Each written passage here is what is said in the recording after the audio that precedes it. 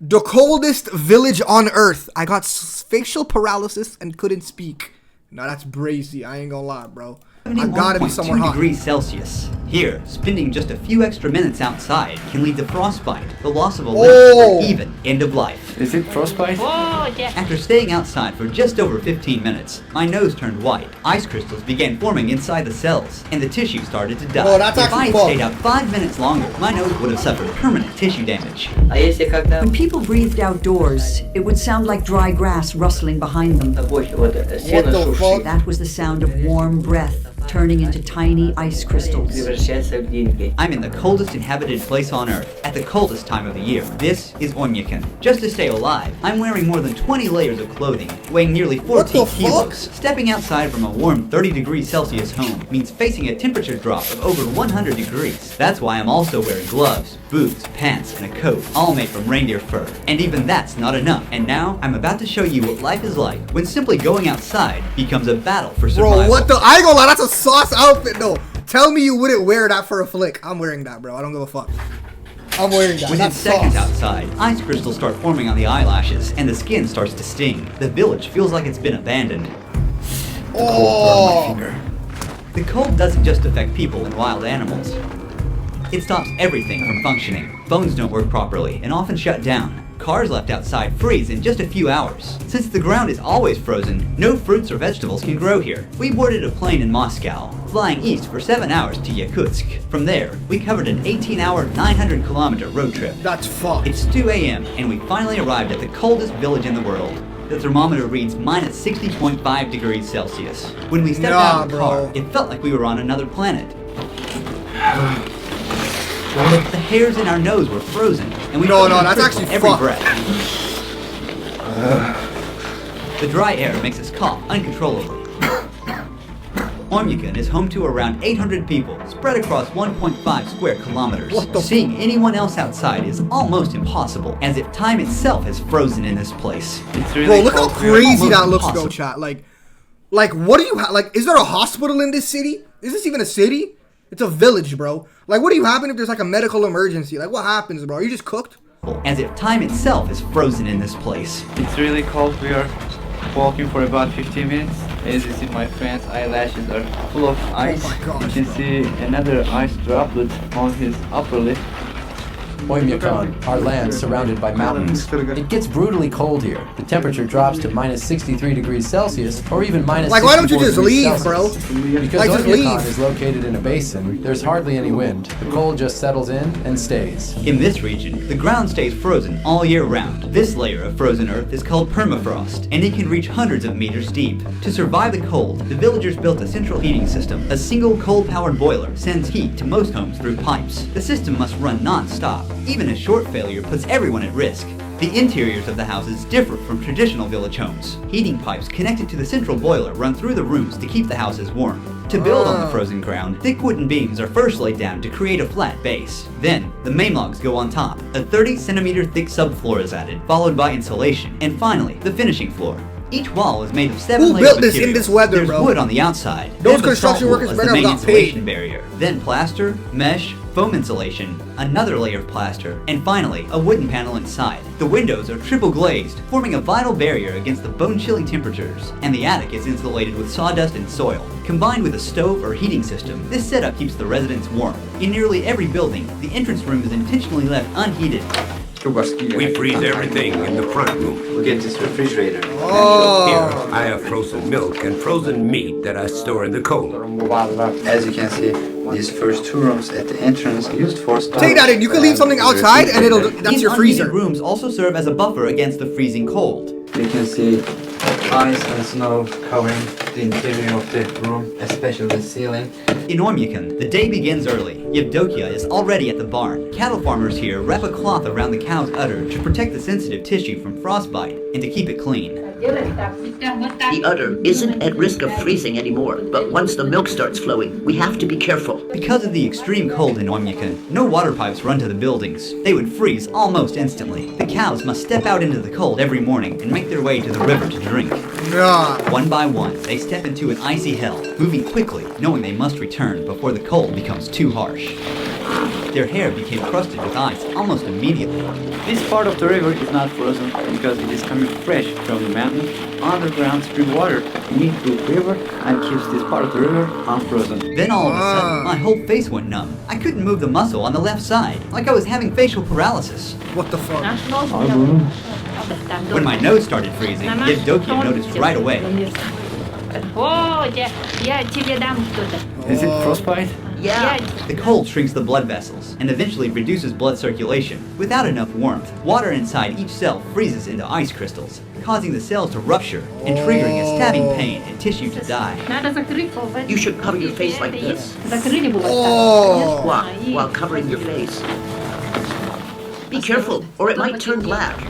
From this point on, until the end of the documentary shoot, I won't be able to stay outside for more than 10 minutes at a time, or my already frostbitten nose could get even worse. But as the documentary progresses, and the temperatures drop even further, No, we'll that's be actually pushing our fucked. limits to show you what survival here truly demands. Here is the cure. This is aloe and just alcohol. You soak it like this and apply it to the area that's frozen. And don't rub it, okay? Otherwise, you'll damage the vessels in the capillaries, and it'll lead to sores. Then Yevdokia began her daily chores by hanging freshly washed clothes in the yard. Within just minutes, they completely froze solid. Her clothes are completely frozen. What the fuck? My hands are freezing. Why? Bro, this nah, that's I ain't gonna lie, bro. I thought we had it bad in Toronto. Holy fuck. God damn, you alive. After that, she headed into the barn to milk the cows. I keep Yakut cows because they produce really high quality milk. The fat content can reach 7 to 8%. As you can see, there are some ice and snow covering the ceiling, but here is warm. The sides are also covered in snow.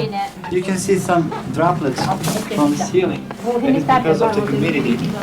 The air is thick with the smell of hay, warm milk, and livestock. Now we are going to meet a horse master. We're about to see the wild Yakutian horses in their natural habitat. Like, how did any animal survive here, bro? Here are the Yakut horses. The conditions here are so harsh that only they have been able to adapt. What is the temperature today? It's somewhere around minus 50 degrees Celsius here. It's also hard to be outside for a long time. We have a system of fences in the open area. They mostly graze freely. These Graze Yakutian on what? horses Snow? don't need heated shelters, as they can endure minus 70 degrees Celsius outdoors, day and night. Unlike regular horses, they are short. This also helps them to stay outside during winters, because short body means it can radiate heat to a smaller area. Their body is very puffy, they are rich in fat and round. This is because of their thick fur. And also their horseshoes are very tall, allowing them to stand on this freezing ground very long time. They're not captured. They just being fed here. Their body means food. This is horse meat. They eat it here. As you can see, it got a lot of fat. This is one packet, a packet of a horse meat. This was ordered and it's going to be sold to a customer. This large pile of hay has been stored since summer. Chav, any It's the of y'all main have food horse meat supply for before? the horses during winter. Mikhail offered us a taste of his horse's meat and liver, which is only eaten raw and frozen in this region. Raw horse meat. It's full of vitamins and good stuff. Since we don't have fruit or vegetables here, we get our vitamins from meat. Tastes like ice. I can't feel the taste of it because it is frozen. This is the liver. In Oymyakon, daylight lasts only about 4.5 hours in January. It's 3 p.m. now. As darkness falls, we're calling it a day. Yo, he ain't like that shit, bro. What Before the cars, fuck? animals like horses, cattle, and of course reindeer were used for transportation. Reindeers are very important in this region, not just for transportation, but also for its meat, skin, and also milk. About half a kilometer beyond Reindeers the have village milk? center, frozen forest of Oymyakon begin. In this village, most people herd animals for a living, but for those like Ivan, hunting becomes the main source of income. I am a man of the forest. These lands are my hunting grounds, and here is my tent, my home. Yo, why'd they give him a southern accent like that? He's making fire now. We need this fire because it is too thick here.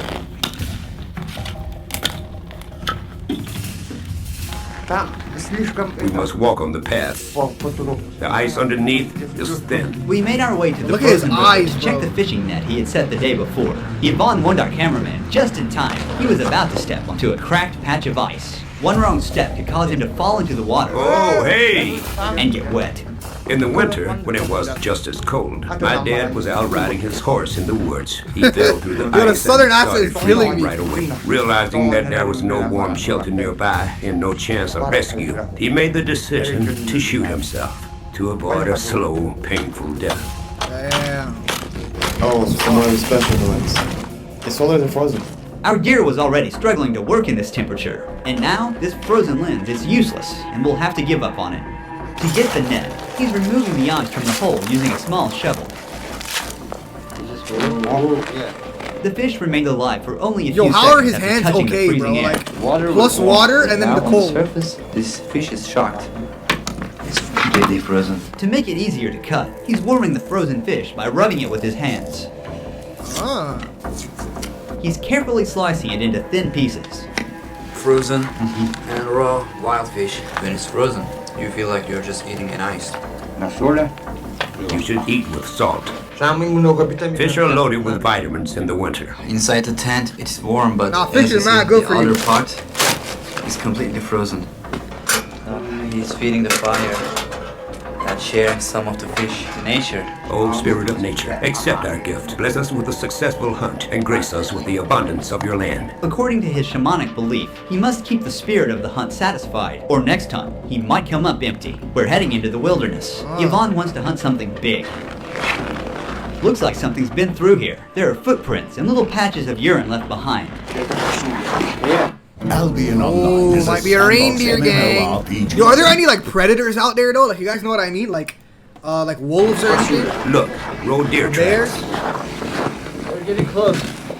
Because I stayed out in the cold for more than 10 minutes, I've started to feel numbness in my nose again. I have to be more careful. I don't feel my nostrils. From that side, it ran towards the forest. That's where I'll set the trap. He hopes to catch a large animal. The hunter knows the animal follows the same path every day, so he's placing the trap along his daily route. He's covering the trap with snow. He's using a dog's tail to remove the traces smoothly. We'll return to this spot later to see what he catches. But first, Yvonne wants to check the trap he set yesterday. He scans the snowy landscape carefully. Everything here is like a book to me. When the snow falls, I track how many animals there are by their footprints. I already know how many animals live in this area. The Saka are a Turkic people who migrated from Central Asia, and I'm from Turkey, a country whose roots also trace back to the same region. Before we continue with the documentary, I'd like to thank the sponsor of this project and explore how closely I'm connected to these people. I received this at-home DNA testing kit from this project's sponsor. Sorry, I want to watch this, or is this El Promo? My real ethnicity. Fuck it, let's just see his DNA, bro. Let's see. The kit comes with a swab. All I have to do is rub it inside my cheek for about a minute. Then I'm placing it in a vial. I've always wanted to do at this. The black line. I'm packing everything up and sending it to return address. In about 4 weeks, my results will be ready online, and I can't wait to learn my roots. Finally, the day has come. I got an email from my heritage. Let's see what my DNA says. To be perfectly honest with you, I have no idea what to expect. 47.3% Greek and Albanian. Okay. It's almost half. I always knew that my grandma was from Albania, and now I have no doubt. Then there is 40.5% Turkish and 4.7% South Italy. My roots stretch all the way to Central Asia. It is 3.4%. This is where Turkic people originally come from. Then there are more slices of other ethnicities. My heritage can even pinpoint the exact locations my Turkish ancestors came from. When I click here, I can see my DNA matches. Here is someone who shares 4% of my DNA. I don't recognize this person, but he is listed as my parents' first cousin. I also have second and third cousins here. Actually, more than 1,600 DNA relatives. Finding out all this was so amazing. Huge thanks to MyHeritage for sponsoring this video. If you want to discover your own How do they get that though make from sure like to click the link in swabbing your cheek? Price. However, every counts with millions of. There it is. I would look actually do that DNA test or something. That's fire. Like trace back your ethnicity. It was good. It was good, Jada. That I tell you, yeah. No, a solid catch. You got a hair. What the fuck? Is this frozen like that? Quite enough for all of us to eat. It wasn't the trap that killed it. The freezing cold did as he lay Oh there, my stuck and god. helpless. So, The nature has no joke here. This trap is smaller than the one we set today. I'm curious to see what the next catch will be, but for now, there will be meat on the fire tonight. What the fuck? In Oymyakon, there are Y'all a lot look of alike, hares. shit, that's YouTube. During On the my war, soul, I it don't was look like that actually guy. because of hunting hares that our people survived. Tamara cooked the hare and prepared a dinner table at her house. Wait, what's a hare? Is this just a rabbit? It's a very lean meat. I look like ass. Some of the upcoming scenes were among the hardest to capture. Thanks to the help of the Ulangovs, the leading YouTube channel on rural Russia, we were able to make it happen. I ain't gonna lie, At the gang. first That light look of like morning, ass. we come across something unexpected near the house. A giant snake sculpture. It's Yeah, entirely damn made near of cow identical. I'll just waste, say some weighing pictures more of than you. 360 kilograms. It was built by a local farmer. No, the thing is, my Really brother something- looks more like I look like my mom, and my brother looks like his dad. Climate also make pumping systems inoperable. If water pipes were installed, the water inside would freeze almost instantly. Instead, residents meet their needs, such as washing their hands from water they had previously stored in tanks.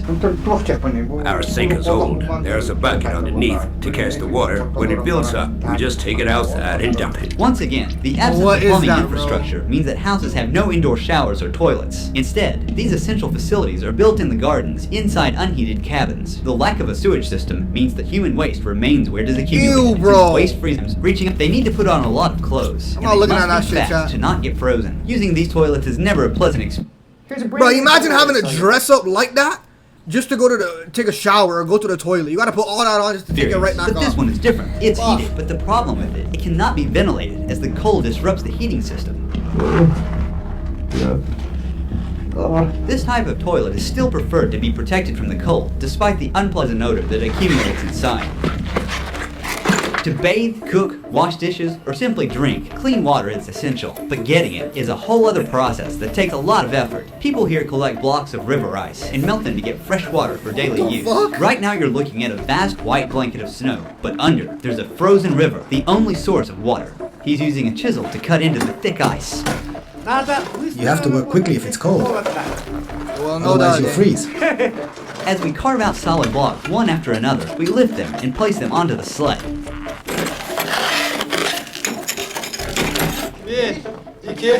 What the fuck? Bro, I thought Toronto was bad, bro, but this is ridiculous weather. I ain't gonna lie, bro. Chat, does it get cold like this where you guys live? Our ancestors used to transport ice Like with in the winter oxen. time at least? Nikolai, how long these are gonna last? I have a big family. It'll last us too, maybe 3 weeks. These huge blocks are kept either in the cold room inside the house or just Yeah, look outside kinda in cool the though, I ain't gonna backyard. lie. They put them in. Hell yeah, but not this damn cold. Like how cold does it get in North Carolina in the winter time? The ice blocks we collected together will not only be used in his own home, Yeah, but also I know shared Chicago with gets neighbors cold. so they can use the clean water to bathe. In this village, a bathing routine doesn't start with turning on a tap, but with chopping wood.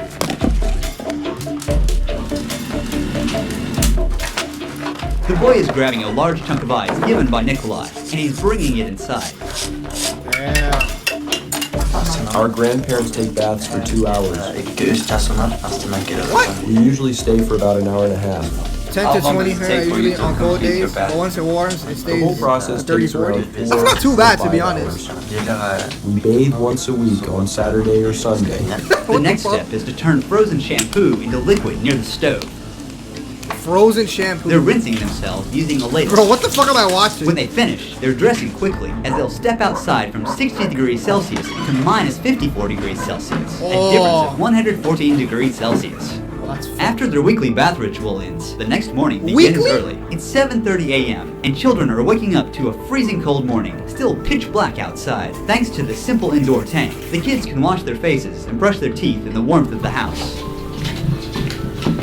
But for other needs, the kids still have to use the outdoor toilet. Jana helps her daughters get dressed for school. The children wear many layers of clothing for their commute. Bro, that school has that city has 500 people, bro. Before Does they everybody leave, go to the Jana same wraps school? a wool shawl tightly around their faces, covering their mouths and noses to protect them from the biting cold. Now, they're ready to go outside. Yo, I always thought kids in like snow clothes, like snow pants and stuff, bro. Kids look so cute when they wear like snow pants and stuff. Walk to school is they about look half so a funny kilometer. to me. Every winter morning, Nikolai walks his daughters. The school remains open in Oymyakon unless temperatures drop below bone-chilling minus 55 degrees Celsius. Well, at that point, it's too dangerous to go outside. Today, the thermometer reads minus 51 degrees Celsius. As the kids arrive at school, daily life for people like Yvonne is focused on survival and hunting. Ivan has got a lot of animals here. He even has frozen wolf. What Caught the this fuck? wolf before dawn, about 2 hours Wolf? ago, in the trap we set together. Nah, frozen wolf is crazy. It died. Groot, because son, it's appreciate cold, the follow, and gang. it couldn't move. If you don't move in the cold, you die. This is a male one. Bro, You want- imagine holding a wolf like that, though. Like, it's just frozen. Like, what the fuck? We'll sell the skin of the wolf and take the meat of it and make another trap, put the meat in the trap, and he will hunt a bear. He's showing us his hunting collection. What These the are fuck? the pelts of the foxes he tracked throughout the winter. This one is a fully grown. Oh, that actually looks fire. These bears were killed because they kept attacking my livestock. Every year they Bro, come why did they give him a southern accent like that, though? What the to my land, and actually be each time killing there are me. more of them. The cold in Ormuz. Yo, I was watching your YouTube vid, so I decided to check if you live. Damn, appreciate the follow, gang. It's crazy. We're reacting to another YouTube video. This is about to go on the live channel too. Came at the right time. Gun is so extreme, even the most durable vehicles would fail without proper preparation. If a vehicle is left outside for even a few hours without the engine running, it completely freezes and That's won't start fucked. again without a full defrosting process. How are you planning to unfreeze your So car? basically, you just have to keep your car on 24/7. Waste gas, unlimited gas. Like, what the fuck? We'll use a jet heater. A Not sure jet if it'll heater? start. Every part is frozen solid. Metal, fuel, oil, even the battery. They Oh, start by frozen brushing gas off the is heavy crazy. snow that's built up on the car. The tire has turned solid like a rock. It was minus 56 degrees Celsius outside. The tire's gone flat, not because of a leak, but because cold temperatures cause the air molecules inside to shrink. They are going to install this to heat the vehicle. We try to close it tightly so that the warm air does not escape out, but stays inside. What is that? Oh, gas? I think. I don't know. Oh my! And take this one. It's too cold outside. Because of this, everything needs to be kept warm. Since the car is diesel, the diesel fuel in the tank completely froze. The car will stay like this for about 3 to 4 hours. What?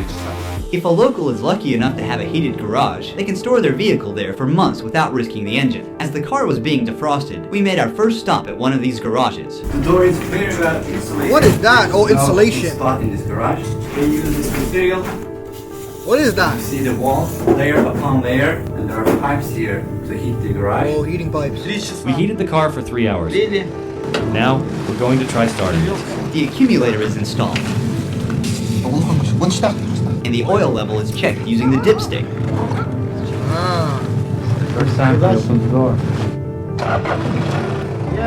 There we go. Great! This vehicle brought back from death. Now we'll try to leave the place.